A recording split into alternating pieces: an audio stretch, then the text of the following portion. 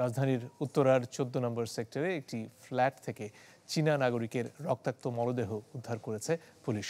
নিহত ওই ব্যক্তির নাম ওয়াং বু। তিনি বাংলাদেশে ইট পাথরের ব্যবসা করছেন ১৫ বছর ধরে। পুলিশ বলছে ছুরিকাঘাতে হত্যা করা হয়েছে চীনা ওই নাগরিককে।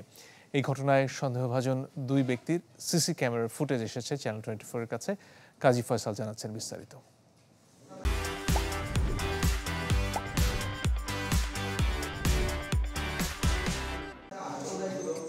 ১৯ ফেব্রুয়ারি দিবাগত রাত ১২টা ৬ মিনিট রাজধানীর উত্তরার ১৪ নম্বর সেক্টরের ১৬ নম্বর রোডের ভবনটির সামনের সিসি ক্যামেরায় দেখা যায় দুই সন্দেহভাজন ব্যক্তির আনাগোনা।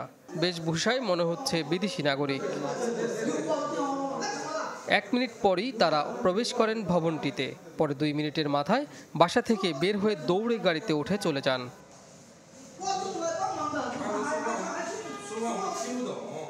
পুরো ভবনটিতেই বসবাস চীনা নাগরিকদের। নিচতলার ফ্ল্যাটটিতে থাকতেন ওয়াংবু। ওই ভবনের বাসিন্দারা সকালে ওয়াংবুর সারা শব্দ না পেয়ে খবর দেন পুলিশকে। পরে দরজা ভেঙে উদ্ধার করা হয় রক্তাক্ত মরদেহ। আলামত সংগ্রহ করে সিআইডি। ছোট বড় মিলিয়ে ১১টা আঘাত পাওয়া গেছে আর কি। ওনার ব্যবহৃত 2টা মোবাইল পেয়েছি, রক্তমাখা কিছু কাপড় চোপড় পেয়েছি। ঘটনাস্থল কিছু মানে জুতার ছাপ আছে, জুতার ছাপ প্লাস ব্লাড সোয়াব, ওনার নেল সোয়াব, এগুলো আর কি। এই দোভাষী জানালেন আরও কিছু তথ্য।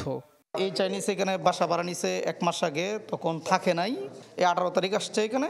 ১৮ তারিখ আসার পরে ১৮ তারিখ থেকে আজকে ২০ তারিখ, এই ৩ দিন ছিল। ৩ দিন থাকার পরে এই তো আউটসাইড থেকে 2জন চাইনিজ এসে এই ঘটনার উপরে চলে গেছে। তবে ঘটনার বিষয়ে বিস্তারিত জানায়নি পুলিশ। এটা তো বুঝতেই পেরেছেন প্রায়োরিটি ফরেনার, এই জন্য আমরা আরও নিশ্চিত হয়ে পড়ব। ওয়াংবু এর মরদেহ ময়নাতদন্তের জন্য সোহরাওয়ার্দী মেডিকেল কলেজের মর্গে পাঠানো হয়েছে। কাজী ফয়সাল, চ্যানেল 24, ঢাকা।